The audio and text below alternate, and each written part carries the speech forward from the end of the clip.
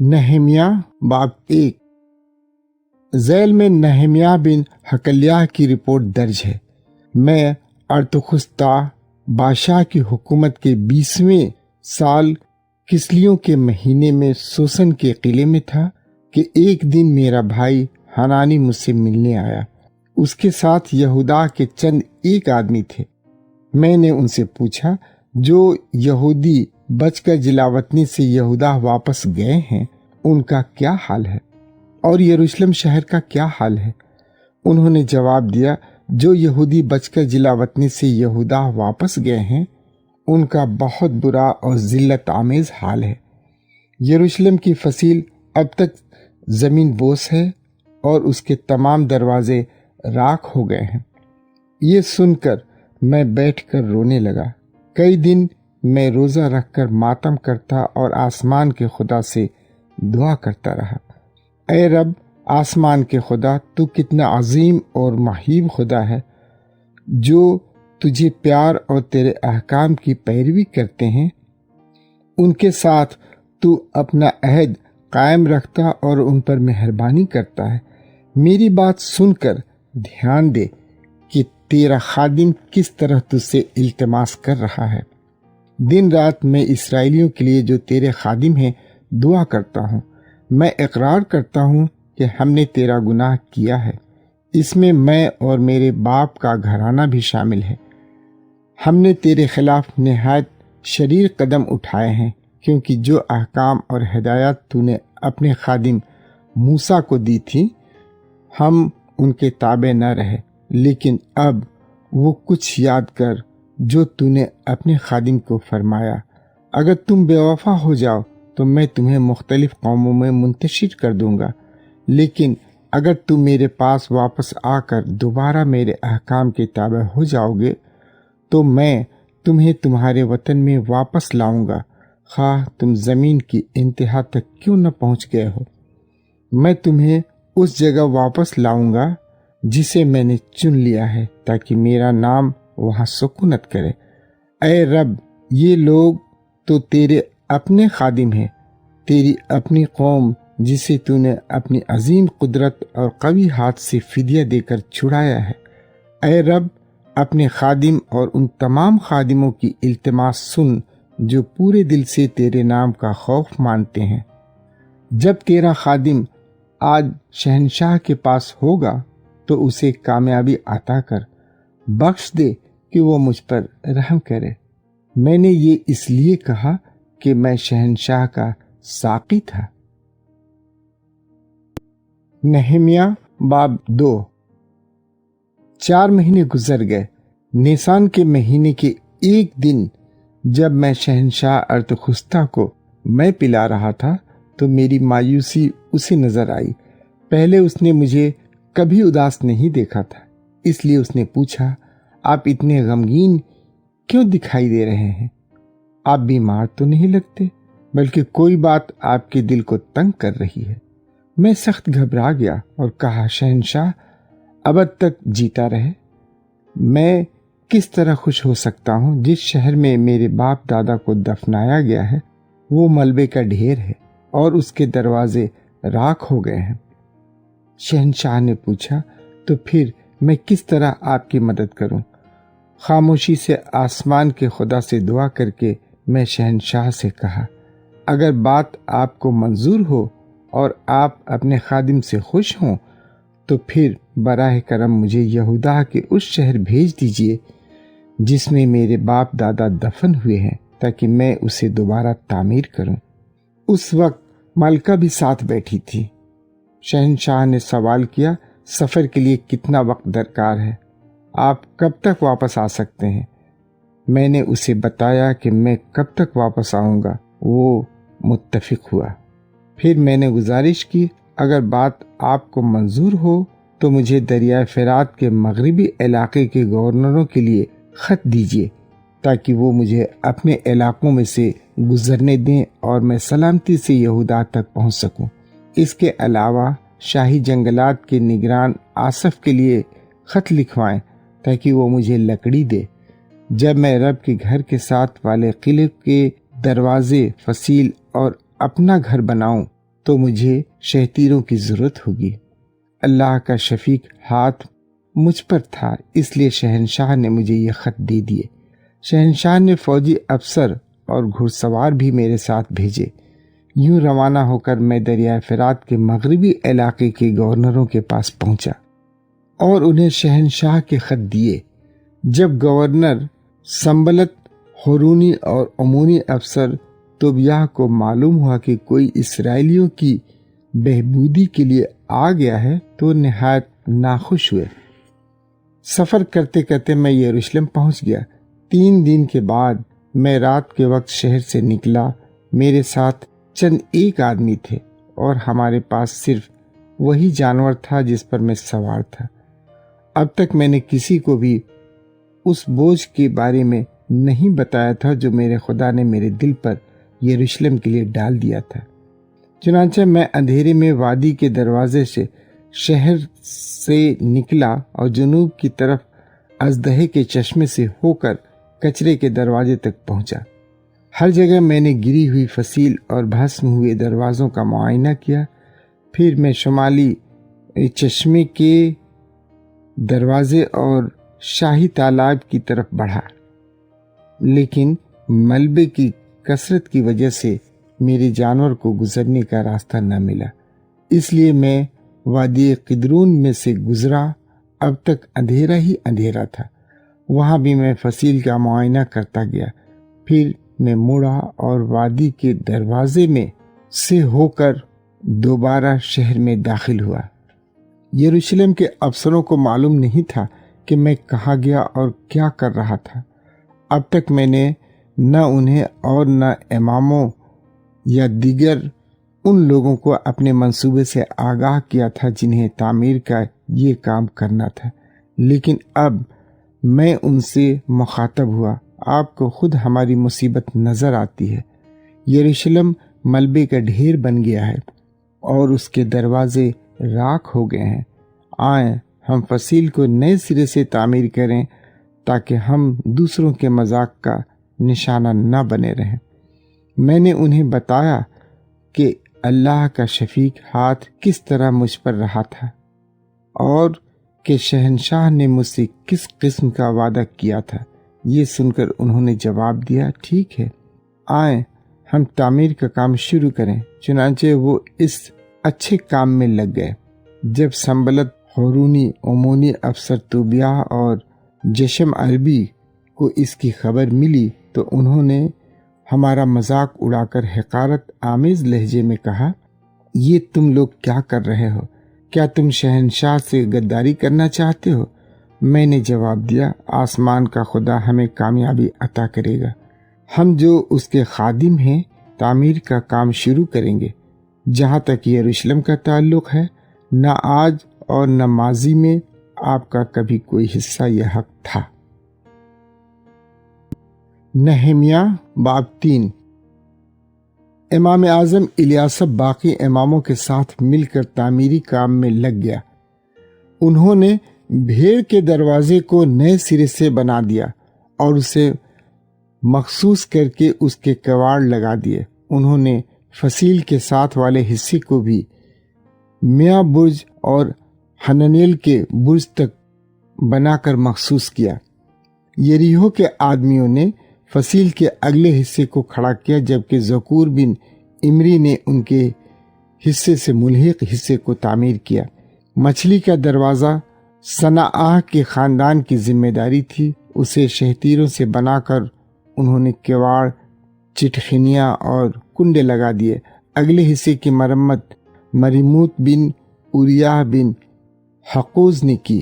اگلا حصہ مسلام بن برکباہ بن موشیزب ال کی ذمہ داری تھی۔ صدوق بن بانا نے اگلے حصے کو تعمیر کیا۔ اگلا حصہ تقو کے باشندوں نے بنایا، لیکن شہر کے بڑے لوگ اپنے بزرگوں کے تحت کام کرنے کے لیے تیار نہ تھے۔ یسانا کا دروازہ یویدا بن فاسہ اور مسلام بن بسودیہ کی ذمہ داری تھی۔ اسے شہتیروں سے بنا کر انہوں نے کواڑ، چٹخنیاں اور کنڈے لگا دیے۔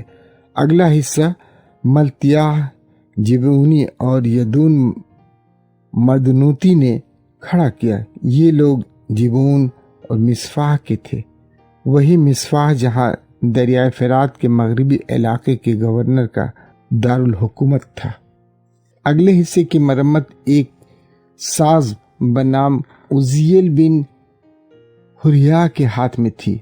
اگلے حصے پر ایک عطر ساز بنام حننیہ مقرر تھا۔ ان لوگوں نے فصیل کی مرمت موٹی دیوار تک کی۔ اگلے حصے کو رفایہ بن حور نے کھڑا کیا۔ یہ آدمی ضلع یروشلم کے آدھے حصے کا افسر تھا۔ یدایا بن حرومت نے اگلے حصے کی مرمت کی جو اس کے گھر کے مقابل تھا۔ اگلے حصے کو حزوش بن حسنیہ نے تعمیر کیا۔ اگلے حصے کو تنوروں کے برج تک ملکیہ بن حارم اور حسوب بن پخت مواب نے کھڑا کیا۔ اگلا حصہ سلوم بن ہلوہیش کی ذمہ داری تھی۔ یہ آدمی ضلع یروشلم کے دوسرے آدھے حصے کا افسر تھا۔ اس کی بیٹیوں نے اس کی مدد کی۔ حنون نے زنوہ کے باشندوں سمیت وادی کے دروازے کو تعمیر کیا۔ شہتیروں سے اسے بنا کر انہوں نے کیواڑ، چٹخینیاں اور کنڈے لگائے۔ اس کے علاوہ انہوں نے فصیل کو وہاں سے کچرے کے دروازے تک کھڑا کیا۔ اس حصے کا فاصلہ تقریباً 1500 فٹ یعنی آدھا کلومیٹر تھا۔ کچرے کا دروازہ ملکیہ بن ریکاب کی ذمہ داری تھی۔ یہ آدمی ذلہ بیت کرم کا افسر تھا۔ اس نے اسے بنا کر کیواڑ، چٹخینیاں اور کنڈے لگائے۔ چشمے کے دروازے کی تعمیر سلون بن کل ہوزہ کے ہاتھ میں تھی جو ضلع مصفاح کا افسر تھا۔ اس نے دروازے پر چھت بنا کر اس کے کیواڑ، چٹخینیاں اور کنڈے لگا دیے۔ ساتھ ساتھ اس نے فصیل کے اس حصے کی مرمت کی جو شاہی باغ کے پاس والے تالاب سے گزرتا ہے۔ یہ وہی تالاب ہے جس میں پانی نالے کے ذریعے پہنچتا ہے۔ سلون نے فصیل کو اس سیڑھی تک تعمیر کیا جو یروشلم کے اس حصے سے اترتی ہے جو داؤد کا شہر کہلاتا ہے۔ اگلا حصہ نہمیہ بن ازبق کی ذمہ داری تھی جو ضلع بیت سور کے آدھے حصے کا افسر تھا۔ فصیل کا یہ حصہ داؤد بادشاہ کے قبرستان کے مقابل تھا اور مصنوعی تالاب اور سورماؤں کے کمروں پر ختم ہوا۔ ذیل کے لاویوں نے اگلے حصوں کو کھڑا کیا۔ پہلے حروم بن بانی کا حصہ تھا۔ ضلع قیلہ کے آدھے حصے کے افسر حسبیہ نے اگلے حصے کی مرمت کی۔ اگلے حصے کو لاویوں نے نبوی بن ہنداد کے زیر نگرانی کھڑا کیا جو ضلع قیلہ کے دوسرے آدھے حصے پر مقرر تھا۔ اگلا حصہ مصفاح کے سردار عزر بن یشوع کی ذمہ داری تھی۔ یہ حصہ فصیل کے اس موڑ پر تھا جہاں راستہ اسلحہ خانے کی طرف چڑھتا ہے۔ اگلے حصے کو باروک بن زبی نے بڑی محنت سے تعمیر کیا۔ یہ حصہ فصیل کے موڑوں سے شروع ہو کر امام اعظم الیاسب کے گھر کے دروازے پر ختم ہوا۔ اگلا حصہ مریموت بن اوریہ بن حقوز کی ذمہ داری تھی اور الیاسب کے گھر کے دروازے سے شروع ہو کر اس کے کونے پر ختم ہوا۔ ذیل کے حصے ان اماموں نے تعمیر کیے جو شہر کے گرد و نواح میں رہتے تھے۔ اگلے حصے کی تعمیر بنیامین اور حسوب کے زیر نگرانی تھی۔ یہ حصہ ان کے گھروں کے سامنے تھا۔ عزیہ بن ماسیہ بن اننیہ نے اگلے حصے کی مرمت کی۔ یہ حصہ اس کے گھر کے پاس ہی تھا۔ اگلا حصہ بنوئی بن ہنداد کی ذمہ داری تھی۔ یہ عزریہ کے گھر سے شروع ہوا اور مڑتے مڑتے کونے پر ختم ہوا۔ اگلا حصہ فالال بن اوزی کی ذمہ داری تھی۔ یہ حصہ موڑ سے شروع ہوا اور اوپر کا جو برج شاہی محل سے اس جگہ نکلتا ہے جہاں محافظوں کا صحن ہے وہ بھی اس میں شامل تھا۔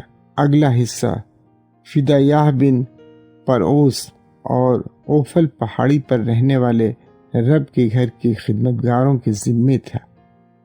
یہ حصہ پانی کے دروازے اور وہاں سے نکلی ہوئے برج پر ختم ہوا۔ اگلا حصہ اس برج سے لے کر کرعوفل پہاڑ کی دیوار تک تھا۔ تقو کے باشندوں نے اسے تعمیر کیا۔ گھوڑے کے دروازے سے آگے اماموں نے فصیل کی مرمت کی، ہر ایک نے اپنے گھر کے سامنے کا حصہ کھڑا کیا۔ ان کے بعد صدوق بن امیر کا حصہ آیا، یہ بھی اس کے گھر کے مقابل تھا۔ اگلا حصہ سمایہ بن سکنیہ نے کھڑا کیا، یہ آدمی مشرقی دروازے کا پہرے دار تھا۔ اگلا حصہ حنانیہ بن سلمہ اور سلف کے چھٹے بیٹے حنون کے ذمے تھا۔ اگلا حصہ مسلم بن برکباہ نے تعمیر کیا، جو اس کے گھر کے مقابل تھا۔ ایک ساز بنا ملکیہ نے اگلے حصے کی مرمت کی۔ یہ حصہ رب کے گھر کے خدمتگاروں اور تاجروں کے اس مکان پر ختم ہوا جو پہرے کے دروازے کے سامنے تھا۔ فصیل کے کونے پر واقع بالا خانہ بھی اس میں شامل تھا۔ آخری حصہ بھیڑ کے دروازے پر ختم ہوا، سناروں اور تاجروں نے اسے کھڑا کیا۔ نہمیہ باب 4۔ جب سنبلت کو پتہ چلا کہ ہم فصیل کو دوبارہ تعمیر کر رہے ہیں تو وہ آگ بگولا ہو گیا۔ ہمارا مذاق اڑا کر اس نے اپنے ہم خدمت افسروں اور سامریہ کے فوجیوں کی موجودگی میں کہا، یہ ضعیف یہودی کیا کر رہے ہیں؟ کیا یہ واقعی یروشلم کی قلعہ بندی کرنا چاہتے ہیں؟ کیا یہ سمجھتے ہیں کہ چند ایک قربانیاں پیش کر کے ہم فصیل کو آج ہی کھڑا کریں گے؟ وہ ان جلے ہوئے پتھروں اور ملبے کے اس ڈھیر سے کس طرح نئی دیوار بنا سکتے ہیں؟ عمونی افسر توبیہ اس کے ساتھ کھڑا تھا۔ وہ بولا، انہیں کرنے دو، دیوار اتنی کمزور ہوگی کہ اگر لومڑی بھی اس پر چھلانگ لگائے تو گر جائے گی۔ اے ہمارے خدا، ہماری سن، کیونکہ لوگ ہمیں حقیر جانتے ہیں۔ جن باتوں سے انہوں نے ہمیں ذلیل کیا ہے وہ ان کی ذلت کا باعث بن جائے۔ بخش دے کہ لوگ انہیں لوٹ لیں اور انہیں قید کر کے جلا وطن کر دیں۔ ان کا قصور نظر انداز نہ کر، بلکہ ان کے گناہ تجھے یاد رہیں، کیونکہ انہوں نے فصیل کو تعمیر کرنے والوں کو ذلیل کرنے سے تجھے تیش دلایا ہے۔ مخالف لوگوں کی مخالفت کے باوجود ہم فصیل کی مرمت کر رہے ہیں، اور ہوتے ہوتے پوری دیوار کی آدھی اونچائی کھڑی ہوئی، کیونکہ لوگ پوری لگن سے کام کر رہے تھے۔ جب سنبلت توبیہ، عربوں، امونیوں اور اشدودوں کے باشندوں کو اطلاع ملی کہ یروشلم کی فصیل کی تعمیر میں ترقی ہو رہی ہے، بلکہ جو حصے اب تک کھڑے نہ ہو سکے تھے وہ بھی بند ہونے لگے ہیں، تو وہ بڑے غصے میں آ گئے۔ سب متحد ہو کر یروشلم پر حملہ کرنے اور اس میں گڑبڑ پیدا کرنے کی سازشیں کرنے لگے، لیکن ہم نے اپنے خدا سے التماس کر کے پہرے دار لگائے جو ہمیں دن رات ان سے بچائے رکھیں۔ اس وقت یہودا کے لوگ کراہنے لگے، مزدوروں کی طاقت ختم ہو رہی ہے اور ابھی تک ملبے کے بڑے ڈھیر باقی ہیں۔ فصیل کو بنانا ہمارے بس کی بات نہیں ہے۔ دوسری طرف دشمن کہہ رہے تھے، ہم اچانک ان پر ٹوٹ پڑیں گے۔ ان کو اس وقت پتہ چلے گا جب ہم ان کے بیچ میں ہوں گے، تب ہم انہیں مار دیں گے اور کام رک جائے گا۔ جو یہودی ان کے قریب رہتے تھے وہ بار بار ہمارے پاس آ کر ہمیں اطلاع دیتے رہے، دشمن چاروں طرف سے آپ پر حملہ کرنے کے لیے تیار کھڑا ہے۔ تب میں نے لوگوں کو فصیل کے پیچھے ایک جگہ کھڑا کر دیا جہاں دیوار سب سے نیچی تھی، اور وہ تلواروں، نیزوں اور کمانوں سے لیس اپنے خاندانوں کے مطابق کھلے میدان میں کھڑے ہو گئے۔ لوگوں کا جائزہ لے کر میں کھڑا ہوا اور کہنے لگا، ان سے مت ڈریں، رب کو یاد کریں جو عظیم اور مہیب ہے۔ ذہن میں رکھیں کہ ہم اپنے بھائیوں، بیٹوں، بیٹیوں، بیویوں اور گھروں کے لیے لڑ رہے ہیں۔ جب ہمارے دشمنوں کو معلوم ہوا کہ ان کی سازشوں کی خبر ہم تک پہنچ گئی ہے اور کہ اللہ نے ان کے منصوبے کو ناکام ہونے دیا، تو ہم سب اپنی اپنی جگہ پر دوبارہ تعمیر کے کام میں لگ گئے، لیکن اس دن سے میرے جوانوں کا صرف آدھا حصہ تعمیری کام میں لگا رہا۔ باقی لوگ نیزوں، ڈھالوں، کمانوں اور ذرہ بختر سے لیس پہرا دیتے رہے۔ افسر یہودا کے ان تمام لوگوں کے پیچھے کھڑے رہے جو دیوار کو تعمیر کر رہے تھے۔ سامان اٹھانے والے ایک ہاتھ سے ہتھیار پکڑنے کا کام کر رہے تھے، اور جو بھی دیوار کو کھڑا کر رہا تھا اس کی تلوار کمر میں بندھی رہتی تھی۔ جس آدمی کو ترم بجا کر خطرے کا اعلان کرنا تھا وہ ہمیشہ میرے ساتھ رہا۔ میں نے شرفا، بزرگوں اور باقی لوگوں سے کہا، یہ کام بہت ہی بڑا اور وسیع ہے، اس لیے ہم ایک دوسرے سے دور اور بکھرے ہوئے کام کر رہے ہیں۔ جو ہی آپ کو ترم کی آواز سنائی دے تو بھاگ کر آواز کی طرف چلے آئیں، ہمارا خدا ہمارے لیے لڑے گا۔ ہم پاؤں پھٹنے سے لے کر اس وقت تک کام میں مصروف رہتے ہیں جب تک ستارے نظر نہ آتے، اور ہر وقت آدمیوں کا آدھا حصہ نیزے پکڑے پہرا دیتا ہے۔ اس وقت میں نے سب کو یہ حکم بھی دیا، ہر آدمی اپنے مددگاروں کے ساتھ رات کا وقت یروشلم میں گزارے، پھر آپ رات کے وقت پہرے داری میں بھی مدد کریں گے اور دن کے وقت تعمیری کام میں بھی۔ ان تمام دنوں کے دوران نہ میں، نہ میرے بھائیوں، نہ میرے جوانوں اور نہ میرے پہرے داروں نے کبھی اپنے کپڑے اتارے، نیز ہر ایک اپنا ہتھیار پکڑے رہا۔ نہیمیہ باب 5۔ کچھ دیر بعد کچھ مرد و خواتین میرے پاس آ کر اپنے یہودی بھائیوں کی شکایت کرنے لگے۔ بعض نے کہا، ہمارے بہت زیادہ بیٹے بیٹیاں ہیں، اس لیے ہمیں مزید اناج ملنا چاہیے، ورنہ ہم زندہ نہیں رہیں گے۔ دوسروں نے شکایت کی، کال کے دوران ہمیں اپنے کھیتوں، انگور کے باغوں اور گھروں کو گروی رکھنا پڑا تاکہ اناج مل جائے۔ کچھ اور بولے، ہمیں اپنے کھیتوں اور انگور کے باغوں پر بادشاہ کا ٹیکس ادا کرنے کے لیے ادھار لینا پڑا۔ ہم بھی دوسروں کی طرح یہودی قوم کے ہیں، اور ہمارے بچے ان سے کم حیثیت نہیں رکھتے، تو بھی ہمیں اپنے بچوں کو غلامی میں بیچنا پڑتا ہے تاکہ گزارا ہو سکے۔ ہماری کچھ بیٹیاں لونڈیاں بن چکی ہیں، لیکن ہم خود بے بس ہیں کیونکہ ہمارے کھیت اور انگور کے باغ دوسروں کے قبضے میں ہیں۔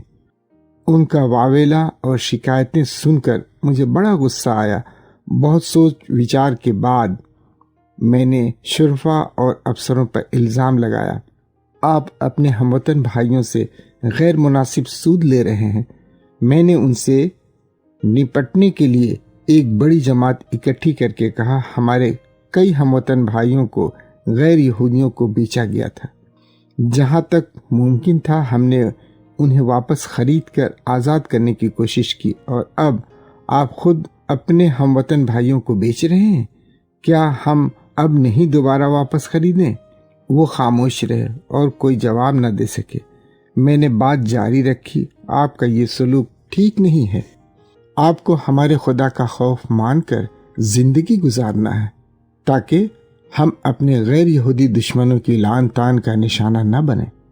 میں، میرے بھائیوں اور ملازموں نے بھی دوسروں کو ادھار کے طور پر پیسے اور اناج دیا ہے، لیکن آئیں ہم ان سے سود نہ لیں۔ آج ہی اپنے قرض داروں کو ان کے کھیت، گھر اور انگور کے زیتون کے باغ واپس کر دیں۔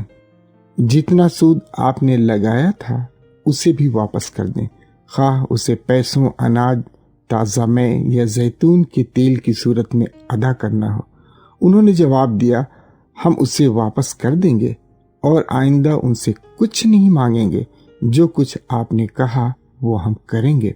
تب میں نے اماموں کو اپنے پاس بلایا تاکہ شرفا اور بزرگ ان کی موجودگی میں قسم کھائیں کہ ہم ایسا ہی کریں گے۔ پھر میں نے اپنے لباس کی تہیں جھاڑ جھاڑ کر کہا، جو بھی اپنی قسم توڑے اسے اللہ اسی طرح جھاڑ کر اس کے گھر اور ملکیت سے محروم کر دے۔ تمام جمع شدہ لوگ بولے، آمین، ایسا ہی ہو، اور رب کی تعریف کرنے لگے۔ سب نے اپنے وعدے پورے کیے۔ میں کل 12 سال صوبہ یہودا کا گورنر رہا، یعنی ارتخشستہ بادشاہ کی حکومت کے 20ویں سال سے اس کے 32ویں سال تک۔ اس پورے عرصے میں نہ میں نے اور نہ میرے بھائیوں نے وہ آمدنی لی جو ہمارے لیے مقرر کی گئی تھی۔ اصل میں ماضی کے گورنروں نے قوم پر بڑا بوجھ ڈال دیا۔ انہوں نے رعایا سے نہ صرف روٹی اور میں بلکہ فی دن چاندی کے 40 سکے بھی لیے تھے۔ ان کے افسروں نے بھی عام لوگوں سے غلط فائدہ اٹھایا تھا، لیکن چونکہ میں اللہ کا خوف مانتا تھا اس لیے میں نے ان سے ایسا سلوک نہ کیا۔ میری پوری طاقت فصیل کی تکمیل میں صرف ہوئی اور میرے تمام ملازم بھی اس کام میں شریک رہے۔ ہم میں سے کسی نے بھی زمین نہ خریدی، میں نے کچھ نہ مانگا، حالانکہ مجھے روزانہ یہودا کے 150 افسروں کی مہمان نوازی کرنی پڑتی تھی۔ ان میں وہ تمام مہمان شامل نہیں ہیں جو گاہے بگاہے پڑوسی ممالک سے آتے رہے۔ روزانہ 1 بیل، 6 بہترین بھیڑ بکریاں اور بہت سے پرندے میرے لیے ذبح کر کے تیار کیے جاتے، اور 10 دن کے بعد ہمیں کئی قسم کی بہت سی مے خریدنی پڑتی تھی۔ ان اخراجات کے باوجود میں نے گورنر کے لیے مقرر وظیفہ نہ مانگا، کیونکہ قوم پر بوجھ ویسے بھی بہت زیادہ تھا۔ اے میرے خدا، جو کچھ میں نے اس قوم کے لیے کیا ہے اس کے باعث مجھ پر مہربانی کر۔ نہمیا باب 6۔ سنبلت، توبیہ، جشم عربی اور ہمارے باقی دشمنوں کو پتہ چلا کہ میں نے فصیل کو تکمیل تک پہنچایا ہے اور دیوار میں کہیں بھی خالی جگہ نظر نہیں آتی، صرف دروازوں کے کواڑ اب تک لگائے نہیں گئے تھے۔ تب سنبلت اور جشم نے مجھے پیغام بھیجا، ہم وادی اونو کے شہر کفیریم میں آپ سے ملنا چاہتے ہیں، لیکن مجھے معلوم تھا کہ وہ مجھے نقصان پہنچانا چاہتے تھے، اس لیے میں نے قاصدوں کے ہاتھ جواب بھیجا، میں اس وقت ایک بڑا کام تکمیل تک پہنچا رہا ہوں، اس لیے میں آ نہیں سکتا۔ اگر میں آپ سے ملنے آؤں تو پورا کام رک جائے گا۔ 4 دفعہ انہوں نے مجھے یہی پیغام بھیجا اور ہر بار میں نے وہی جواب دیا۔ 5ویں مرتبہ جب سنبلت اپنے ملازم کو میرے پاس بھیجا تو اس کے ہاتھ میں ایک کھلا خط تھا۔ خط میں لکھا تھا، پڑوسی ممالک میں افواہ پھیل گئی ہے کہ آپ اور باقی یہودی بغاوت کی تیاریاں کر رہے ہیں۔ جشم نے اس بات کی تصدیق کی ہے، لوگ کہتے ہیں کہ اسی وجہ سے آپ فصیل بنا رہے ہیں۔ ان رپورٹوں کے مطابق آپ ان کے بادشاہ بنیں گے۔ کہا جاتا ہے کہ آپ نے نبیوں کو مقرر کیا ہے جو یروشلم میں اعلان کریں کہ آپ یہودا کے بادشاہ ہیں۔ بے شک ایسی افواہیں شہنشاہ تک بھی پہنچیں گی، اس لیے آئیں ہم مل کر ایک دوسرے سے مشورہ کریں کہ کیا کرنا چاہیے۔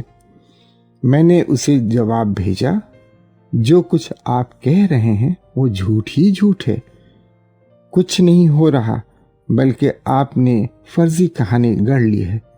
اصل میں دشمن ہمیں ڈرانا چاہتے تھے۔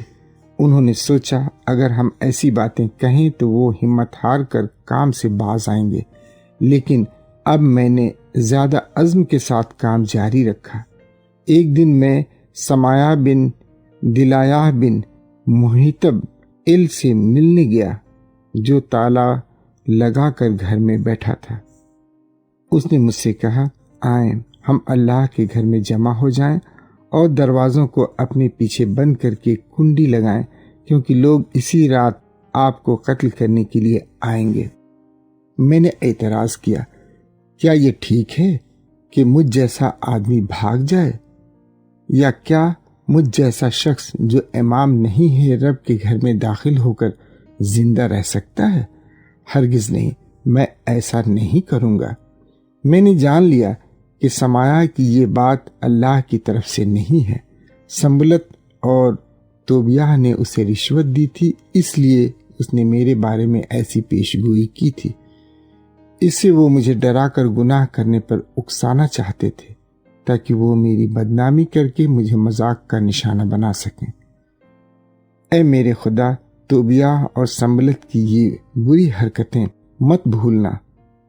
نوودیہ نبیہ اور باقی ان نبیوں کو یاد رکھ جنہوں نے مجھے ڈرانے کی کوشش کی ہے۔ فصیل ایلول کے مہینے کے 25ویں دن یعنی 52 دنوں میں مکمل ہوئی۔ جب ہمارے دشمنوں کو یہ خبر ملی تو پڑوسی ممالک سہم گئے اور وہ احساس کمتری کا شکار ہو گئے۔ انہوں نے جان لیا کہ اللہ نے خود یہ کام تکمیل تک پہنچایا ہے۔ ان 52 دنوں کے دوران یہودا کے شرفاء توبیہ کو خط بھیجتے رہے اور اس سے جواب ملتے رہے تھے۔ اصل میں یہودا کے بہت سے لوگوں نے قسم کھا کر اس کی مدد کرنے کا وعدہ کیا تھا۔ وجہ یہ تھی کہ وہ سکنیہ بن ارخ کا داماد تھا اور اس کے بیٹے یوحنان کی شادی مسلام بن برکیہ کی بیٹی سے ہوئی تھی۔ توبیہ کے یہ مددگار میرے سامنے اس کے نیک کاموں کی تعریف کرتے رہے اور ساتھ ساتھ میری ہر بات اسے بتاتے رہے۔ پھر توبیہ مجھے خط بھیجتا تاکہ میں ڈر کر کام سے باز آؤں۔ نہیمیہ باب 7۔ فصیل کی تکمیل پر میں نے دروازوں کو کواڑ لگوائے۔ پھر رب کے گھر کے دربان گلوکار اور خدمت گزار لاوی مقرر کیے گئے۔ میں نے 2 آدمیوں کو یروشلم کے حکمران بنایا، ایک میرا بھائی حنانی اور دوسرا قلعے کا کمانڈر حنانیہ تھا۔ حنانیہ کو میں نے اس لیے چن لیا کہ وہ وفادار تھا اور اکثر لوگوں کی نسبت اللہ کا زیادہ خوف مانتا تھا۔ میں نے دونوں سے کہا، یروشلم کے دروازے دوپہر کے وقت جب دھوپ کی شدت ہے کھلے نہ رہیں اور پہرے دار پہرا دیتے وقت بھی انہیں بند کر کے کنڈے لگائیں۔ یروشلم کے آدمیوں کو پہرے داری کے لیے مقرر کریں، جن میں سے کچھ فصیل پر اور کچھ اپنے گھروں کے سامنے ہی پہرا دیں۔ گو یروشلم شہر بڑا اور وسیع تھا، لیکن اس میں آبادی تھوڑی تھی۔ ڈھائے گئے مکان اب تک دوبارہ تعمیر نہیں ہوئے تھے۔ چنانچہ میرے خدا نے میرے دل کو شرفا افسروں اور عوام کو اکٹھا کرنے کی تحریک دی تاکہ خاندانوں کی رجسٹری تیار کروں۔ اس سلسلے میں مجھے ایک کتاب مل گئی جس میں ان لوگوں کی فہرست درج تھی جو ہم سے پہلے جلا وطنی سے واپس آئے تھے۔ اس میں لکھا تھا، ذیل میں یہودا کے ان لوگوں کی فہرست ہے جو جلا وطنی سے واپس آئے۔ بابل کا بادشاہ نبوکدنضر انہیں قید کر کے بابل لے گیا تھا، لیکن اب وہ یروشلم اور یہودا کے ان شہروں میں پھر جا بسے جہاں پہلے رہتے تھے۔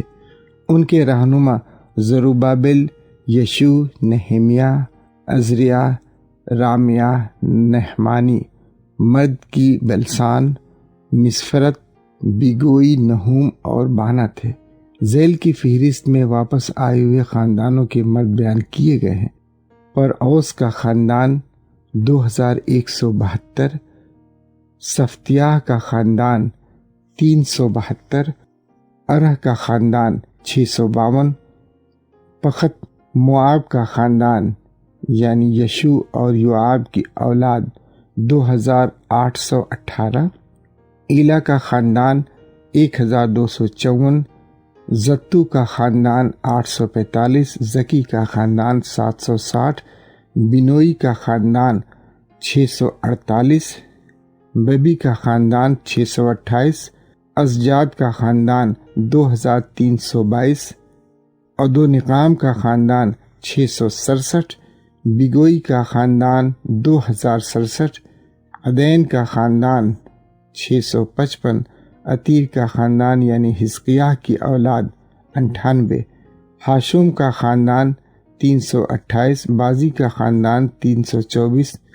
خارف کا خاندان 112، جیبون کا خاندان 95، بیت لحم اور نتوفہ کے باشندے 188، انتوت کے باشندے 128، بیت ازمات کے باشندے 42، قریت یریم، کفیرہ اور بیروت کے باشندے 743، راما اور جبہ کے باشندے 621، مکماس کے باشندے 122، بیتیل اور امی کے باشندے 123، دوسرے نبو کے باشندے 52، دوسرے اعلام کے باشندے 1254، حارم کے باشندے 320، یریحو کے باشندے 345، لوط، جاوید اور اونو کے باشندے 721، صنعاہ کے باشندے 3930۔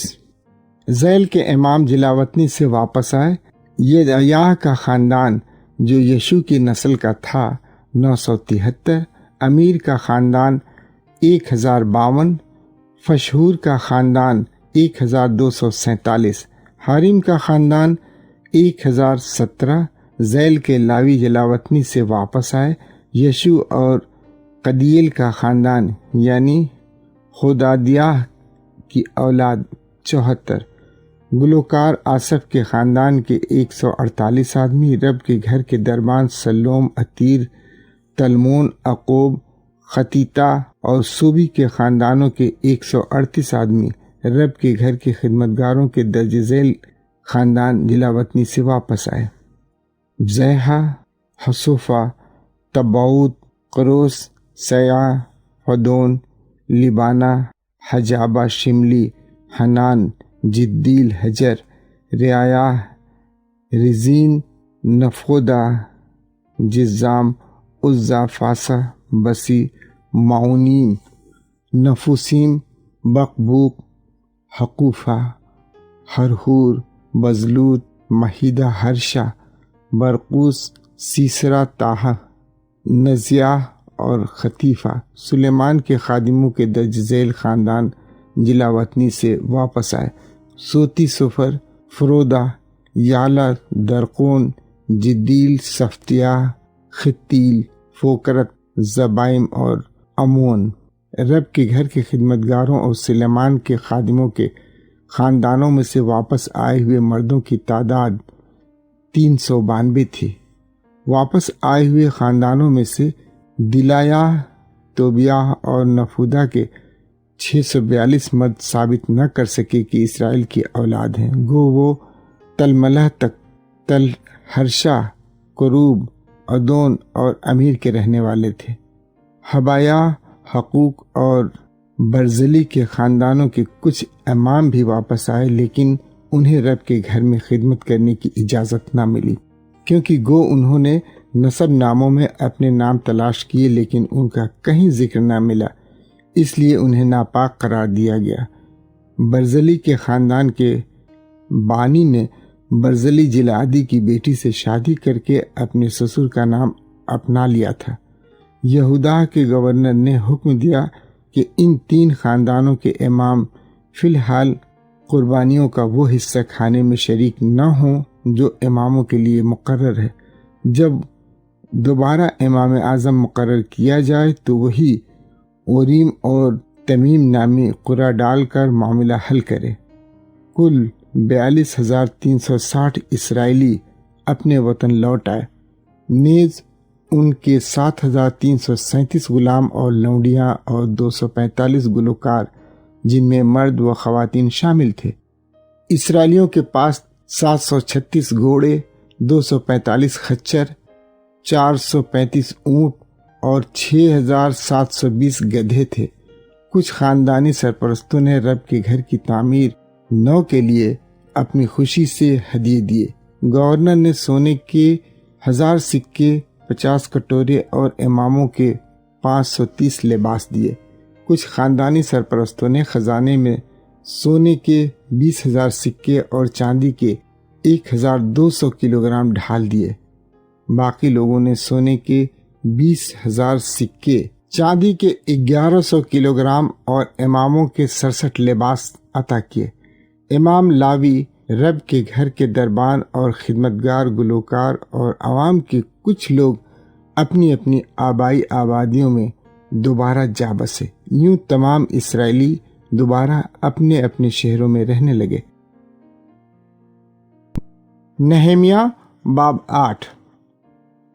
7ویں مہینے میں جب اسرائیل اپنے اپنے شہروں میں دوبارہ آباد ہو گئے تھے تو سب لوگ مل کر پانی کے دروازے کے چوک میں جمع ہو گئے۔ انہوں نے شریعت کے عالم عزرا سے درخواست کی کہ وہ شریعت لے آئیں جو رب نے موسیٰ کی معرفت اسرائیلی قوم کو دے دی تھی۔ چنانچہ عزرا نے حاضرین کے سامنے شریعت کی تلاوت کی۔ 7ویں مہینے کا پہلا دن تھا۔ نہ صرف مرد بلکہ عورتیں اور شریعت کی باتیں سمجھنے کے قابل تمام بچے بھی جمع ہوئے۔ صبح سویرے سے لے کر دوپہر تک عزرا پانی کے دروازے کے چوک میں پڑھتا رہا اور تمام جماعت دھیان سے شریعت کی باتیں سنتی رہی۔ عزرا لکڑی کے ایک چبوترے پر کھڑا تھا جو خاص کر اس موقع کے لیے بنایا گیا تھا۔ اس کے دائیں ہاتھ متتیاہ، سما، انایاہ، اوریاہ، خلقیاہ اور ماسیاہ کھڑے تھے۔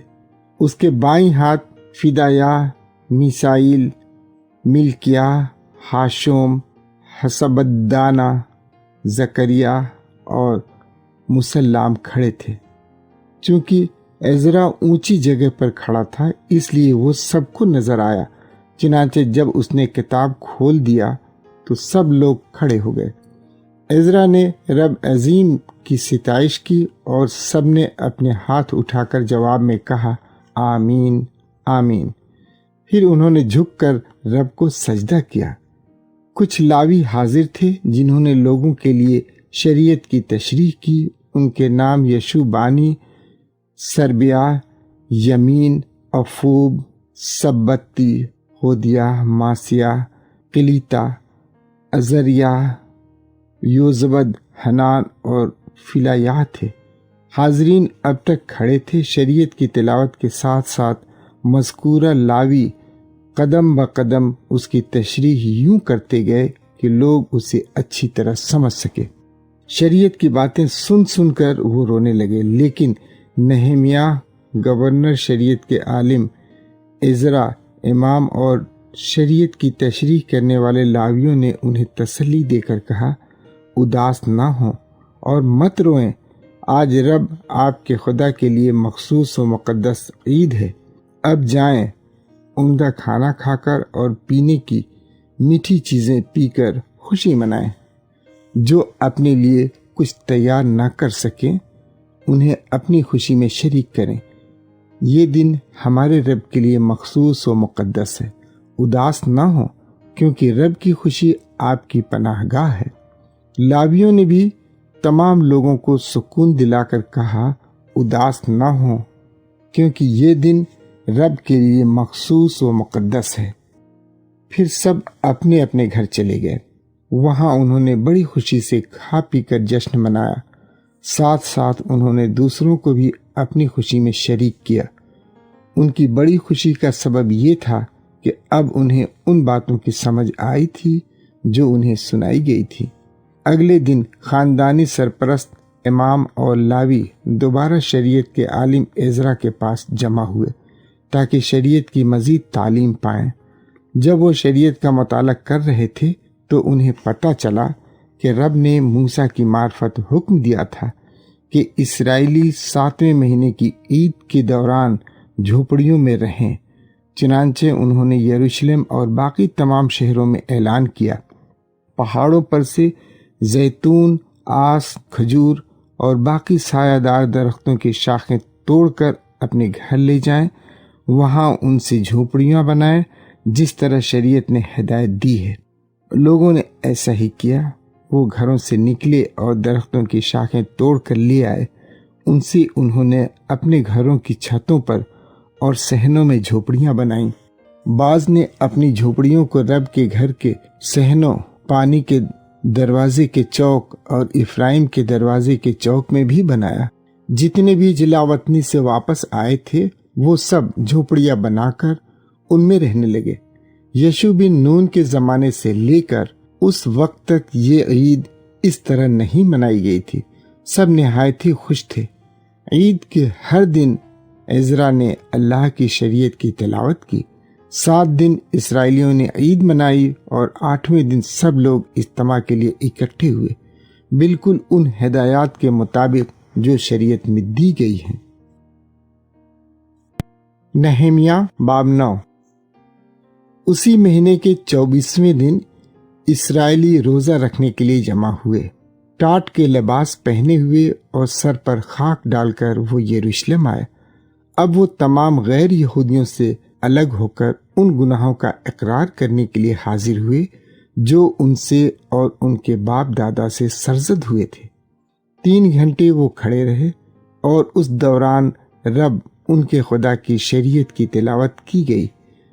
پھر وہ رب اپنے خدا کے سامنے منہ کے بل جھک کر مزید 3 گھنٹے اپنے گناہوں کا اقرار کرتے رہے۔ یشوع بانی، قدیل، سبیاہ، بنی، سریباہ بانی اور کنانی اور جولادی تھے۔ ایک چبوترے پر کھڑے ہوئے اور بلند آواز سے رب اپنے خدا سے دعا کی۔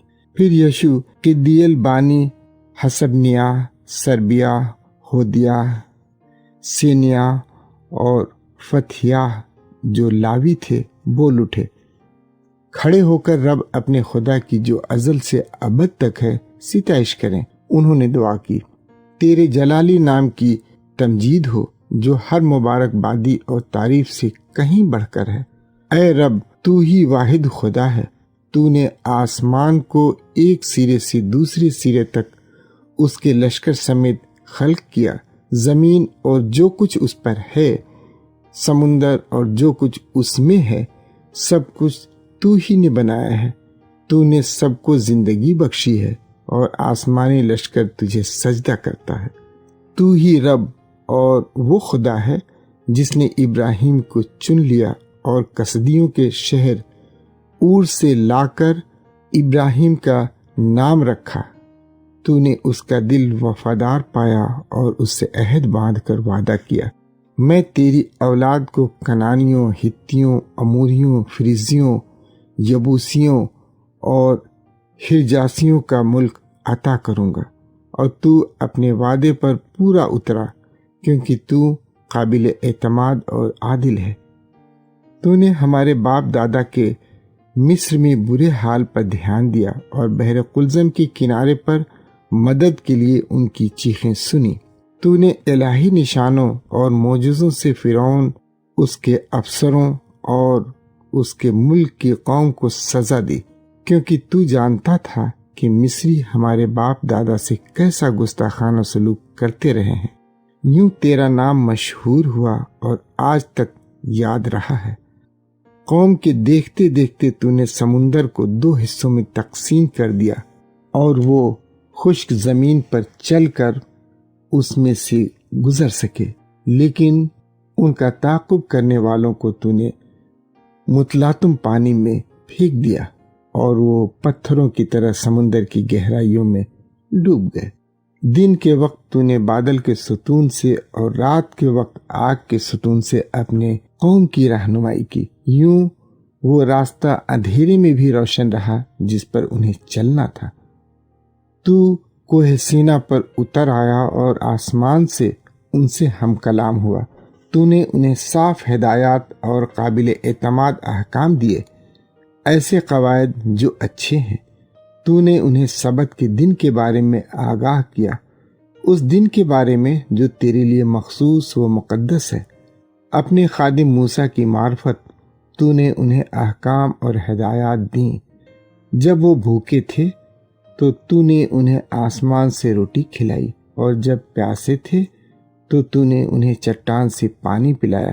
تو نے حکم دیا، جاؤ ملک میں داخل ہو کر اس پر قبضہ کر لو، کیونکہ میں نے ہاتھ اٹھا کر قسم کھائی ہے کہ تمہیں یہ ملک دوں گا۔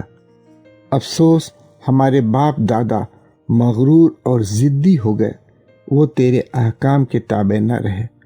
انہوں نے تیری سننے سے انکار کیا اور وہ معجزات یاد نہ رکھے جو تو نے ان کے درمیان کیے تھے۔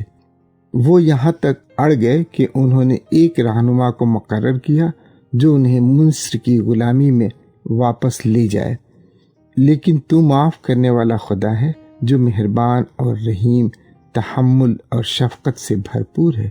تو نے انہیں ترک نہ کیا، اس وقت بھی نہیں جب انہوں نے اپنے لیے سونے کا بچھڑا ڈھال کر کہا، یہ تیرا خدا ہے جو تجھے مصر سے نکال لایا۔ اس قسم کا سنجیدہ کفر وہ بکتے رہے، لیکن تو بہت رحم دل ہے، اس لیے تو نے انہیں ریگستان میں نہ چھوڑا۔ دن کے وقت بادل کا ستون ان کی رہنمائی کرتا رہا، اور رات کے وقت آگ کا ستون وہ راستہ روشن کرتا رہا جس پر انہیں چلنا تھا۔ نہ صرف یہ بلکہ تو نے انہیں اپنا نیک روح عطا کیا جو انہیں تعلیم دے۔ جب انہیں بھوک اور پیاس تھی تو انہیں من کھلانے اور پانی پلانے سے باز نہ آیا۔ 40 سال وہ ریگستان میں پھرتے رہے، اور اس پورے عرصے میں تو ان کی ضروریات کو پورا کرتا رہا۔ انہیں کوئی بھی کمی نہیں تھی، نہ ان کے کپڑے گھس کر پھٹے اور نہ ان کے پاؤں سوجے۔ تو نے ممالک اور قومیں ان کے حوالے کر دیں، مختلف علاقے ایک کے بعد دیگرے ان کے قبضے میں آئے۔ یوں وہ سیہون بادشاہ کے ملک حسبون اور اوج بادشاہ کے ملک بسن پر فتح پا سکے۔ ان کی اولاد تیری مرضی سے آسمان پر کے ستاروں جیسی بے شمار ہوئی، اور تو انہیں اس ملک میں لایا جس کا وعدہ تو نے ان کے باپ دادا سے کیا تھا۔ وہ ملک میں داخل ہو کر اس کے مالک بن گئے۔ تو نے کنعان کے باشندوں کو ان کے آگے آگے زیر کر دیا۔ ملک کے بادشاہ اور قومیں ان کے قبضے میں آ گئیں، اور وہ اپنی مرضی کے مطابق ان سے نپٹ سکے۔ قلعہ بند شہر اور زرخیز زمین تیری قوم کے قابو میں آ گئیں، نیز ہر قسم کی اچھی چیزوں سے بھرے گھر، تیار شدہ حوض، انگور کے باغ اور کثرت کے زیتون اور دیگر پھلدار درخت۔ وہ جی بھر کر کھانا کھا کر موٹے ہو گئے اور تیری برکتوں سے لطف اندوز ہوتے رہے۔ اس کے باوجود وہ تابع نہ رہے بلکہ سرکش ہوئے۔ انہوں نے اپنا منہ تیری شریعت سے پھیر لیا، اور جب تیرے نبی انہیں سمجھا کر تیرے پاس واپس لانا چاہتے تھے تو انہوں نے بڑے کفر بک کر انہیں قتل کر دیا۔ یہ دیکھ کر تو نے انہیں ان کے دشمنوں کے حوالے کر دیا جو انہیں تنگ کرتے رہے۔ جب وہ مصیبت میں پھنس گئے تو وہ چیخیں مار مار کر تجھ سے فریاد کرنے لگے، اور تو نے آسمان پر سے ان کی سنی۔ بڑا ترس کھا کر تو نے ان کے پاس ایسے لوگوں کو بھیج دیا جنہوں نے انہیں دشمنوں کے ہاتھ سے چھڑایا، لیکن جو ہی اسرائیلیوں کو سکون ملتا وہ دوبارہ ایسی حرکتیں کرنے لگتے جو تجھے ناپسند تھیں۔ نتیجے میں تو انہیں دوبارہ ان کے دشمنوں کے ہاتھ میں چھوڑ دیتا۔ جب وہ دن کی حکومت کے تحت پیسنے لگتے تو ایک بار پھر چلا چلا کر تجھ سے التماس کرتے۔ اس بار بھی تو آسمان پر سے ان کی سنتا۔ ہاں، تو اتنا رحم دل ہے کہ تو انہیں بار بار چھٹکارا دیتا رہا۔ تو انہیں سمجھاتا رہا تاکہ وہ دوبارہ تیری شریعت کی طرف رجوع کریں، لیکن وہ مغرور تھے اور تیرے احکام کے تابع نہ ہوئے۔ انہوں نے تیری ہدایات کی خلاف ورزی کی، حالانکہ انہی پر چلنے سے انسان کو زندگی حاصل ہوتی ہے، لیکن انہوں نے پرواہ نہ کی بلکہ اپنا منہ تجھ سے پھیر کر اڑ گئے اور سننے کے لیے تیار نہ ہوئے۔ ان کی حرکتوں کے باوجود تو بہت سالوں تک صبر کرتا رہا۔ تیرا روح انہیں نبیوں کے ذریعے سمجھاتا رہا، لیکن انہوں نے دھیان نہ دیا۔ تب تو نے انہیں غیر قوموں کے حوالے کر دیا، تاہم تیرا رحم سے بھرا دل انہیں ترک کر کے تباہ نہیں کرنا چاہتا تھا۔ تو کتنا مہربان اور رحیم خدا ہے۔ اے ہمارے خدا، اے عظیم قوی اور مہیب خدا جو اپنا عہد اور اپنی شفقت قائم رکھتا ہے، اس وقت ہماری مصیبت پر دھیان دے اور اسے کم نہ سمجھ، کیونکہ ہمارے بادشاہ بزرگ امام اور نبی بلکہ ہمارے باپ دادا اور پوری قوم اسوری بادشاہوں کے پہلے حملوں سے لے کر آج تک سخت مصیبت برداشت کرتے رہے ہیں۔ حقیقت تو یہ ہے کہ جو بھی مصیبت ہم پر آئی ہے اس میں تو راست ثابت ہوا ہے۔ تو وفادار رہا ہے، گو ہم قصوروار ٹھہرے ہیں۔ ہمارے بادشاہ اور بزرگ، ہمارے امام اور باپ دادا، ان سب نے تیری شریعت کی پیروی نہ کی۔ جو احکام اور تنبیہ تو نے انہیں دی، اس پر انہوں نے دھیان ہی نہ دیا۔ تو نے انہیں ان کی اپنی بادشاہی کثرت کی اچھی چیزوں اور ایک وسیع اور زرخیز ملک سے نوازا تھا، تو بھی وہ تیری خدمت کرنے کے لیے تیار نہ تھے، اپنی غلط راہوں سے باز نہ آئے۔ اس کا انجام یہ ہوا ہے کہ آج ہم اس ملک میں غلام ہیں جو تو نے ہمارے باپ دادا کو عطا کیا تھا، تاکہ وہ اس کی پیداوار اور دولت سے لطف اندوز ہو جائیں۔ ملک کی وافر پیداوار ان بادشاہوں تک پہنچی ہے جنہیں تو نے ہمارے گناہوں کی وجہ سے ہم پر مقرر کیا ہے۔ اب وہی ہم پر اور ہمارے مویشیوں پر حکومت کرتے ہیں، انہی کی مرضی چلتی ہے، چنانچہ ہم بڑی مصیبت میں پھنسے ہیں۔ یہ تمام باتیں مد نظر رکھ کر ہم عہد باندھ کر اسے قلم بند کر رہے ہیں۔ ہمارے بزرگ لاوی اور امام دستخط کر کے عہد نامے پر مہر لگا رہے ہیں۔ نہمیہ باب 10۔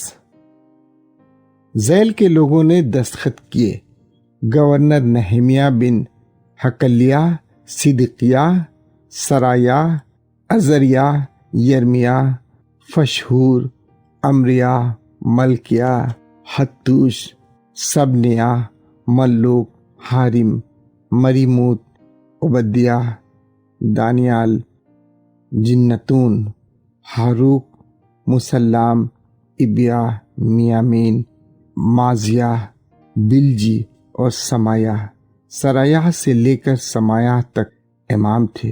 پھر ذیل کے لاویوں نے دستخط کیے، یشو بن ازنیہ، حنداد کے خاندان کا، بنوئی قدیل، ان کے بھائی سبنیہ، ہودیہ، قلیتا، فلایہ، حنان، میکا، رحوب، حسبیہ، زکور، سربیہ، سبنیہ، ہودیہ، بانی اور بنینو۔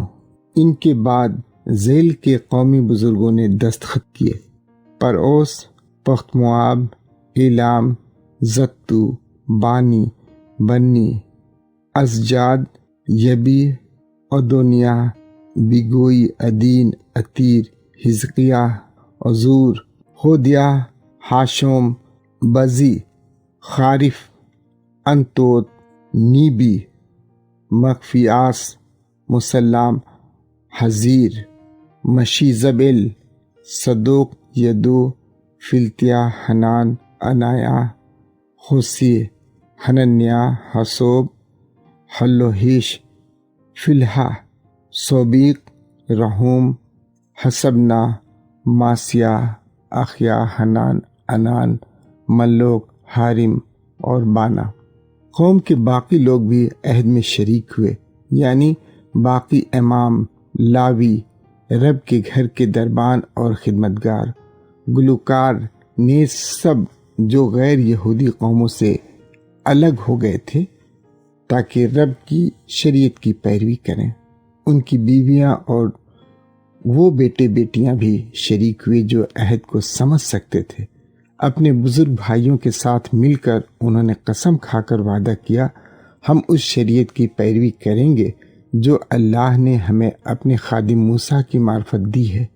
ہم احتیاط سے رب اپنے آقا کے تمام احکام اور ہدایات پر عمل کریں گے۔ نیز انہوں نے قسم کھا کر وعدہ کیا، ہم اپنے بیٹے بیٹیوں کی شادی غیر یہودیوں سے نہیں کرائیں گے۔ جب غیر یہودی ہمیں سبت کے دن یارب کے لیے مخصوص کسی اور دن اناج یا کوئی اور مال بیچنے کی کوشش کریں تو ہم کچھ نہیں خریدیں گے۔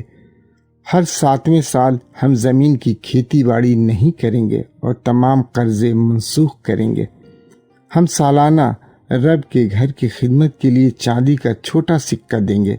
اس خدمت میں ذیل کی چیزیں شامل ہیں، اللہ کے لیے مخصوص روٹی، غلہ کی نذر اور بھسم ہونے والی وہ قربانیاں جو روزانہ پیش کی جاتی ہیں، سبت کے دن نئے چاند کی عید اور باقی عیدوں پر پیش کی جانے والی قربانیاں، خاص مقدس قربانیاں، اسرائیل کا کفارہ دینے والی گناہ کی قربانیاں اور ہمارے خدا کے گھر کا ہر کام، ہم نے قرعہ ڈال کر مقرر کیا ہے کہ اماموں، لاویوں اور باقی قوم کے کون کون سے خاندان سال میں کن کن مقررہ موقعوں پر رب کے گھر میں لکڑی پہنچائیں۔ یہ لکڑی ہمارے خدا کی قربان گاہ پر قربانیاں جلانے کے لیے استعمال کی جائے گی۔ جس طرح شریعت میں لکھا ہے، ہم سالانہ اپنے کھیتوں اور درختوں کا پہلا پھل رب کے گھر میں پہنچائیں گے۔ جس طرح شریعت میں درج ہے، ہم اپنے پہلوٹوں کو رب کے گھر میں لا کر اللہ کے لیے مخصوص کریں گے۔ گائے بیلوں اور بھیڑ بکریوں کے پہلے بچے ہم خدمت گزار اماموں کو قربان کرنے کے لیے دیں گے۔ انہیں ہم سال کے پہلے غلہ سے گوندھا ہوا آٹا، اپنے درختوں کا پہلا پھل، اپنی نئی مے اور زیتون کے نئے تیل کا پہلا حصہ دے کر رب کے گھر کے گوداموں میں پہنچائیں گے۔ دیہات کے لاویوں کو اپنی فصیلوں کا 10واں حصہ دیں گے، کیونکہ وہی دیہات میں یہ حصہ جمع کرتے ہیں۔ 10واں حصہ ملتے وقت کوئی امام یعنی ہارون کے خاندان کا کوئی مرد لاویوں کے ساتھ ہوگا، اور لاوی مال کا 10واں حصہ ہمارے خدا کے گھر کے گوداموں میں پہنچائیں گے۔ عام لوگ اور لاوی وہاں غلہ، نئی مے اور زیتون کا تیل لائیں گے۔ ان کمروں میں مقدس کی خدمت کے لیے درکار تمام سامان محفوظ رکھا جائے گا۔ اس کے علاوہ وہاں اماموں، دربانوں اور گلوکاروں کے کمرے ہوں گے۔ ہم اپنے خدا کے گھر میں تمام فرائض سر انجام دینے میں غفلت نہیں برتیں گے۔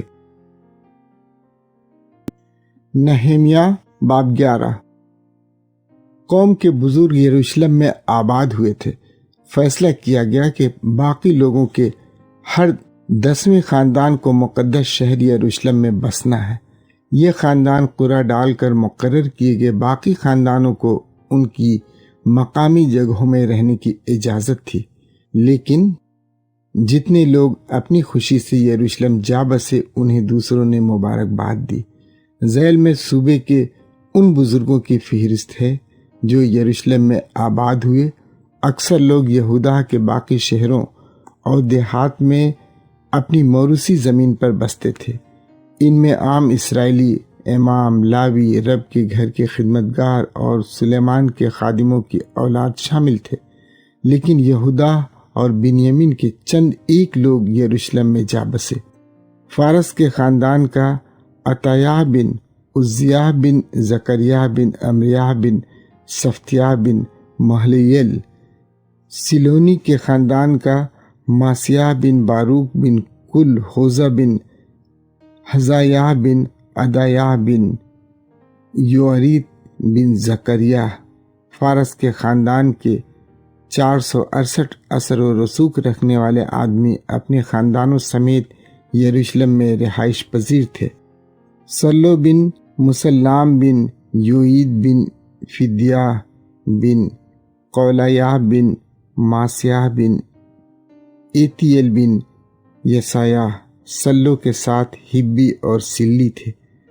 کل 928 آدمی تھے۔ ان پر یوئیل بن ذکری مقرر تھا، جبکہ یہودا بن صنوعہ شہر کی انتظامیہ میں دوسرے نمبر پر آتا تھا۔ یروشلم میں ذیل کے امام رہتے تھے: یدیاہ، یوریب، یقین اور سرایہ بن خلقیہ بن مسلام بن صدوق بن میرایود بن اخیتوب۔ سرایہ اللہ کے گھر کا منتظم تھا۔ ان اماموں کے 822 بھائی رب کے گھر میں خدمت کرتے تھے۔ نیز ادایہ بن یروحان بن فلیاہ بن امسی بن زکریہ بن فشہور بن ملکیہ، اس کے ساتھ 242 بھائی تھے جو اپنے اپنے خاندانوں کے سرپرست تھے۔ ان کے علاوہ امشی بن عزریل بن اخزی بن مسلموت بن امیر، اس کے ساتھ 128 اثر و رسوخ رکھنے والے بھائی تھے۔ زبدیل بن حجدولیم ان کا انچارج تھا۔ ذیل کے لاوی یروشلم میں رہائش پذیر تھے۔ سمایا بن حسوب بن عزری، قام بن حسبیہ بن بنی، نیز سبتی اور یوزحد جو اللہ کے گھر سے باہر کے کام پر مقرر تھے، نیز شکر گزاری کا رہنما متنیہ بن میکا بن زبدی بن آصف تھا، جو دعا کرتے وقت حمد و ثنا کی رہنمائی کرتا تھا۔ نیز اس کا مددگار متنیہ کا بھائی بقوب بوکیہ، اور آخر میں عبدہ بن سمو بن جلال بن یدوتون، لاویوں کے کل 284 مرد مقدس شہر میں رہتے تھے۔ رب کے گھر کے دربانوں کے درج ذیل مرد یروشلم میں رہتے تھے۔ عقوب اور تلمون اپنے بھائیوں سمیت دروازوں کے پہرے دار تھے۔ کل 172 مرد تھے۔ قوم کے باقی لوگ امام اور لاوی یروشلم سے باہر یہودا کے دوسرے شہروں میں آباد تھے۔ ہر ایک اپنی آبائی زمین پر رہتا تھا۔ رب کے گھر کے خدمتگار اوفل پہاڑی پر بستے تھے۔ زیحا اور جسفا ان پر مقرر تھے۔ یروشلم میں رہنے والے لاویوں کا نگراں غزی بن بانی بن حسبیہ بن متنیہ بن میکا تھا۔ وہ آصف کے خاندان کا تھا، اس خاندان کا جس کے گلوکار اللہ کے گھر میں خدمت کرتے تھے۔ بادشاہ نے مقرر کیا تھا کہ آصف کے خاندان کے کن کن آدمیوں کو کس کس دن رب کے گھر میں گیت گانے کی خدمت کرنی ہے۔ فتحیہ بن مشیرب الاسرائیلی معاملوں میں فارس کے بادشاہ کی نمائندگی کرتا رہا۔ وہ زارا بن یہودا کے خاندان کا تھا۔ یہودا کے قبیلے کے افراد ذیل کے شہروں میں آباد تھے۔ قریت اربا، دیبون اور قبضیل گرد و نواح کی آبادیوں سمیت یشو، مولادہ، بیت فلت، حصار، سوال، بیرسبا گرد و نواح کی آبادیوں سمیت، سکلاج، مکونا گرد و نواح کی آبادیوں سمیت، عین ریمون، سورا، یرموت، زنوح، ادلام گرد و نواح کی حویلیوں سمیت، لکیس گرد و نواح کے کھیتوں سمیت، اور عزیقہ گرد و نواح کی آبادیوں سمیت۔ غرض وہ جنوب میں بیرسبا سے لے کر شمال میں وادی ہنوم تک آباد تھے۔ بنیامین کے قبیلے کی رہائش ذیل کے مقاموں میں تھی۔ جبا، مکماس، یا بیتیل گرد و نواح کی آبادیوں سمیت، انتوت، نوب، اننیا، حصور، راما، جتیم، حدید، زبوئیم، نبلات، لود، ادنو اور کاریگروں کی وادی۔ لاوی قبیلے کے کچھ خاندان جو پہلے یہودا میں رہتے تھے اب بنیامین کے قبائلی علاقے میں آباد ہوئے۔ نہمیہ باب 12 درج ذیل ان اماموں اور لاویوں کی فہرست ہے جو زروبابل، سیالتیل اور یشو کے ساتھ جلاوطنی سے واپس آئے۔ امام: سرایہ، یرمیہ، عزرا، ارمیہ، ملوک، حتوش، سکنیہ، رحوم، مریموت، عدو، جنتون، ابیہ، میامین، مادیہ، بلہا، سمایہ، یوریب، یدیہ، سلو اموق، خلقیہ اور یدیہ۔ یہ یشو کے زمانے میں اماموں اور ان کے بھائیوں کے رہنما تھے۔ لاوی: یشو، بن نوئی، قدیل، سربیہ، یہودا اور متنیہ اپنے بھائیوں کے ساتھ رب کے گھر میں حمد و ثنا کے گیت گانے میں رہنمائی کرتا تھا۔ بقبوکیہ اور انی اپنے بھائیوں کے ساتھ عبادت کے دوران ان کے مقابل کھڑے ہوتے تھے۔ امام اعظم یشو کی اولاد: یشو یوقیم کا باپ تھا، یوقیم الیاسب کا، الیاسب یوعدا کا، یوعدا یونتن کا، یونتن یدو کا۔ جب یقیم امام اعظم تھا تو ذیل کے امام اپنے خاندانوں کے سرپرست تھے۔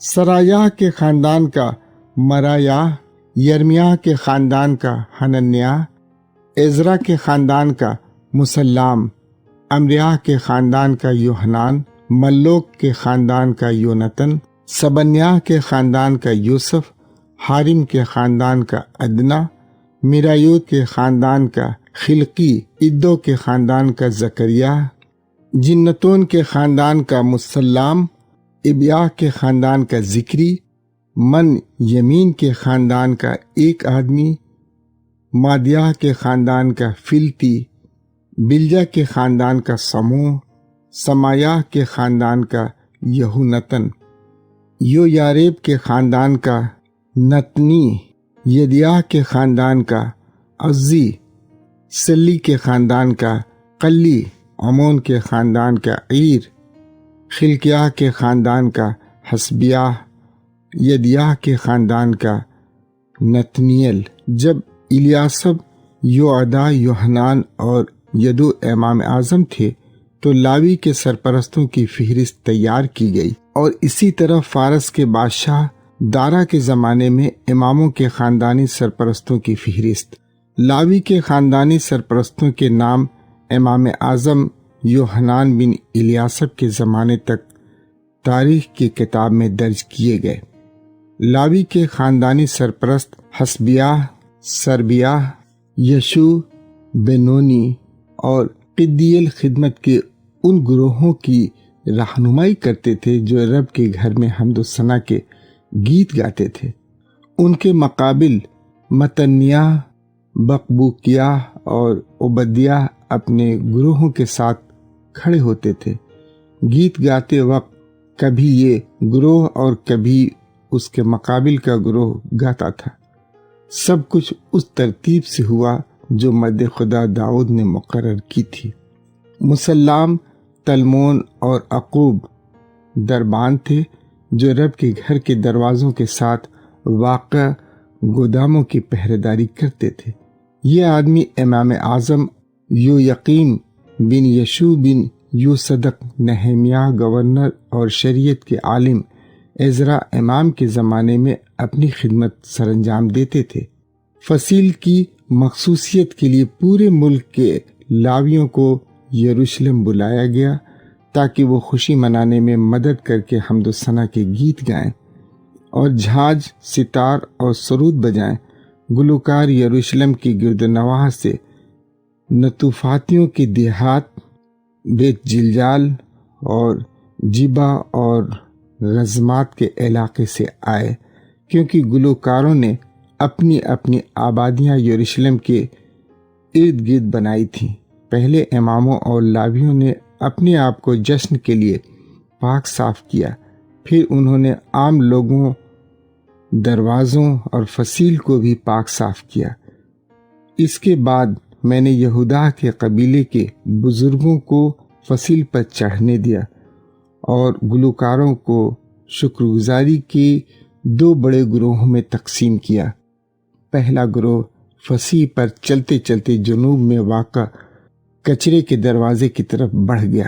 ان گلوکاروں کے پیچھے ہوسیہ یہودا کے آگے بزرگوں کے ساتھ چلا، جبکہ ان کے پیچھے عزریہ، عزرا، مسلمہ، یہودا بن یمن، سمایہ اور یرمیہ چلے۔ آخری گروہ امام تھے جو ترم بجاتے رہے۔ ان کے پیچھے ذیل کے موسیقار آئے، زکریہ بن یونتن بن سمایہ بن متنیہ بن میکایہ بن زکور بن آصف، اور اس کے بھائی سمایہ، عزریل، ملی، جلی، مائی، نتنیل، یہودا اور حنانی۔ یہ آدمی مرد خدا داؤد کے ساز بجاتے رہے۔ شریعت کے عالم عزرا نے جلوس کی رہنمائی کی۔ چشمے کے دروازے کے پاس آ کر وہ سیدھے اس سیڑھی پر چڑھ گئے جو یروشلم کے اس حصے تک پہنچاتی ہے جو داؤد کا شہر کہلاتا ہے۔ پھر داؤد کے محل کے پیچھے سے گزر کر وہ شہر کے مغرب میں واقع پانی کے دروازے تک پہنچ گئی۔ شکرگزاری کا دوسرا گروہ فصیل پر چلتے چلتے شمال میں واقع تنوروں پر برج اور موٹی دیوار کی طرف بڑھ گیا اور میں باقی لوگوں کے ساتھ اس کے پیچھے ہو لیا۔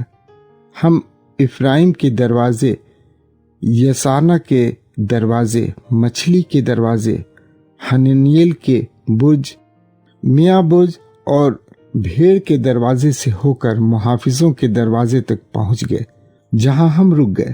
پھر شکر گزاری کے دونوں گروہ رب کے گھر کے پاس کھڑے ہو گئے۔ میں بھی بزرگوں کے آگے حصے اور ذیل کے تن بجانے والے اماموں کے ساتھ رب کے گھر کے صحن میں کھڑا ہوا۔ الیاقیم، ماسیاہ، منیمین، میکایہ، الیو، اینی، زکریا اور حننیہ، ماسیاہ، سمایہ، الیعزر، عزی، یوحنان، ملکیہ، ایلام اور عزر بھی ہمارے ساتھ تھے۔ گلوکار ازرخیہ کی رہنمائی میں حمد و ثنا کے گیت گاتے رہے۔ اس دن ذبح کی بڑی بڑی قربانیاں پیش کی گئیں، کیونکہ اللہ نے ہم سب کو بال بچوں سمیت بڑی خوشی دلائی تھی۔ خوشیوں کا اتنا شور مچ گیا کہ اس کی آواز دور دراز علاقوں تک پہنچ گئی۔ اس وقت کچھ آدمیوں کو ان گوداموں کے نگران بنایا گیا جن میں ہدیے، فصلوں کا پہلا پھل اور پیداوار کا 10واں حصہ محفوظ رکھا جاتا تھا۔ ان میں شہروں کی فصلوں کا وہ حصہ جمع کرنا تھا جو شریعت نے اماموں اور لاویوں کے لیے مقرر کیا تھا، کیونکہ یہودا کے باشندے خدمت کرنے والے اماموں اور لاویوں سے خوش تھے، جو اپنے خدا کی خدمت طہارت کے رسم و رواج سمیت اچھی طرح انجام دیتے تھے۔ رب کے گھر کے گلوکار اور دربان بھی داؤد اور اس کے بیٹے سلیمان کی ہدایت کے مطابق ہی خدمت کرتے تھے، کیونکہ داؤد اور آصف کے زمانے سے ہی گلوکاروں کے لیڈر اللہ کی حمد و ثنا کے گیتوں میں رہنمائی کرتے تھے۔ چنانچہ زروبابل اور نہمیہ کے دنوں میں تمام اسرائیل رب کے گھر کے گلوکاروں اور دربانوں کی روزانہ کی ضروریات پوری کرتا تھا۔ لاویوں کو وہ حصہ دیا جاتا جو ان کے لیے مخصوص تھا، اور لاوی اس میں سے اماموں کو وہ حصہ دیا کرتے تھے جو ان کے لیے مخصوص تھا۔ نہمیہ باب 13۔ اس دن قوم کے سامنے موسیٰ کی شریعت کی تلاوت کی گئی۔ پڑھتے پڑھتے معلوم ہوا کہ امونیوں اور موابیوں کو کبھی بھی اللہ کی قوم میں شریک ہونے کی اجازت نہیں۔ وجہ یہ ہے کہ ان قوموں نے مصر سے نکلتے وقت اسرائیلیوں کو کھانا کھلانے اور پانی پلانے سے انکار کیا تھا۔ نہ صرف یہ بلکہ انہوں نے بلعام کو پیسے دیے تھے تاکہ وہ اسرائیلی قوم پر لعنت بھیجے۔ اگرچہ ہمارے خدا نے لعنت کو برکت میں تبدیل کیا۔ جب حاضرین نے یہ حکم سنا تو انہوں نے تمام غیر یہودیوں کو جماعت سے خارج کر دیا۔ اس واقعے سے پہلے رب کے گھر کے گوداموں پر مقرر امام الیاسب نے اپنے رشتہ دار توبیہ کے لیے ایک بڑا کمرہ خالی کر دیا تھا، جس میں پہلے غلہ کی نظریں، نجور اور کچھ آلات رکھے جاتے تھے۔ نیز غلہ، نئی میں اور زیتون کے تیل کا جو 10واں حصہ لاویوں، گلوکاروں اور دربانوں کے لیے مقرر تھا وہ بھی اس کمرے میں رکھا جاتا تھا، اور ساتھ ساتھ اماموں کے لیے مقررہ حصہ بھی۔ اس وقت میں یروشلم میں نہیں تھا، کیونکہ بابل کے بادشاہ ارتخشتا کی حکومت کے 32ویں سال میں اس کے دربار میں واپس آ گیا تھا۔ کچھ دیر بعد میں شہنشاہ سے اجازت لے کر دوبارہ یروشلم کے لیے روانہ ہوا۔ وہاں پہنچ کر مجھے پتہ چلا کہ الیاسب نے کتنی بری حرکت کی ہے کہ اس نے اپنے رشتہ دار توبیہ کے لیے رب کے گھر کے صحن میں کمرہ خالی کر دیا ہے۔ یہ بات مجھے نہایت ہی بری لگی، اور میں نے توبیہ کا سارا سامان کمرے سے نکال کر پھینک دیا۔ پھر میں نے حکم دیا کہ کمرے نئے سرے سے پاک صاف کر دیے جائیں۔ جب ایسا ہوا تو میں نے رب کے گھر کا سامان، غلہ کی نظریں اور نجور دوبارہ وہاں رکھ دیا۔ مجھے یہ بھی معلوم ہوا کہ لاوی اور گلوکار رب کے گھر میں اپنی خدمت کو چھوڑ کر اپنے کھیتوں میں کام کر رہے ہیں۔ وجہ یہ تھی کہ انہیں وہ حصہ نہیں مل رہا تھا جو ان کا حق تھا۔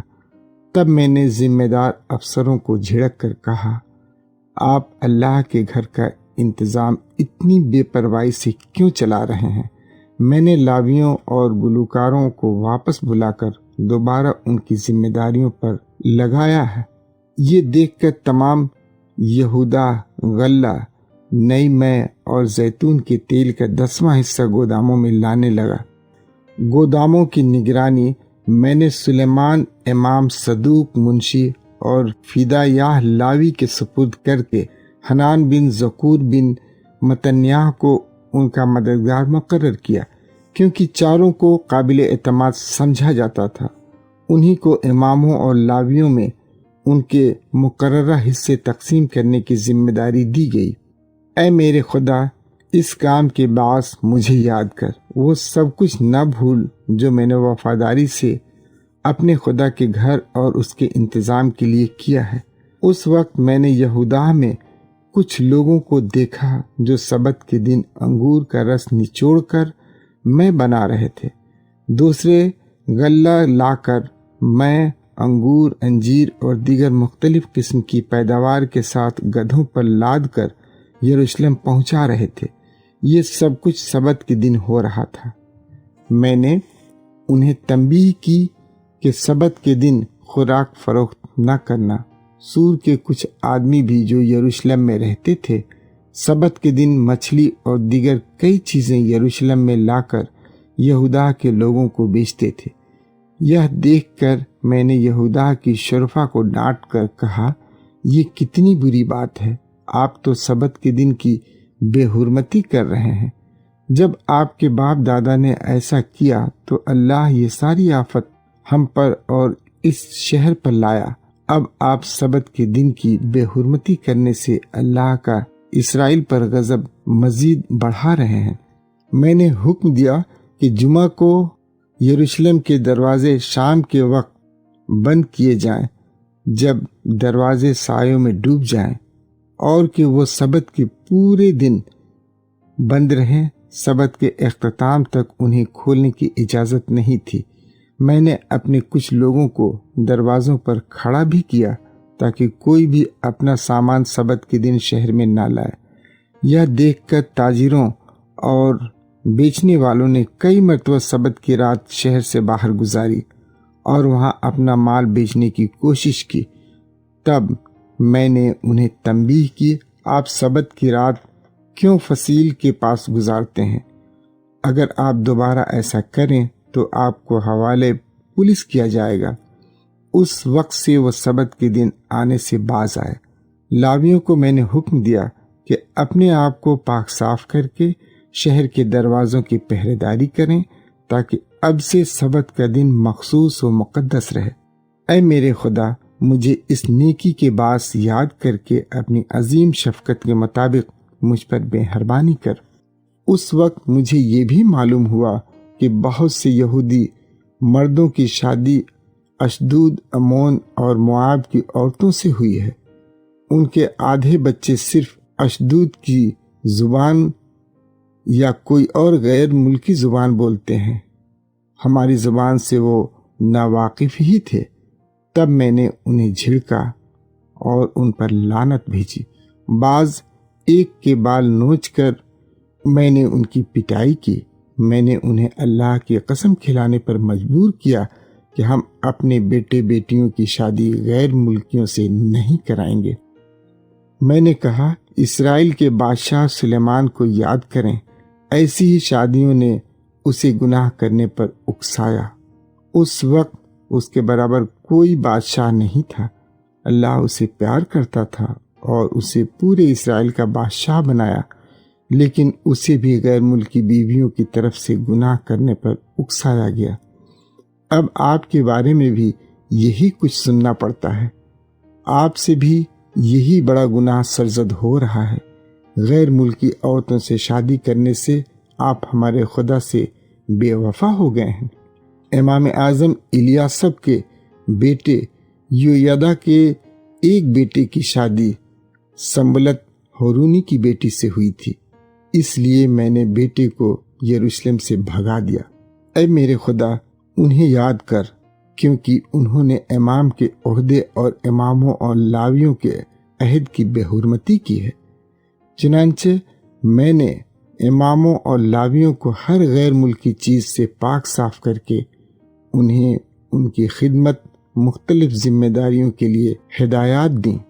نیز میں نے دھیان دیا کہ فصل کی پہلی پیداوار اور قربانیوں کو جلانے کی لکڑی وقت پر رب کے گھر میں پہنچائی جائے۔ اے میرے خدا مجھے یاد کر کے مجھ پر مہربانی کر۔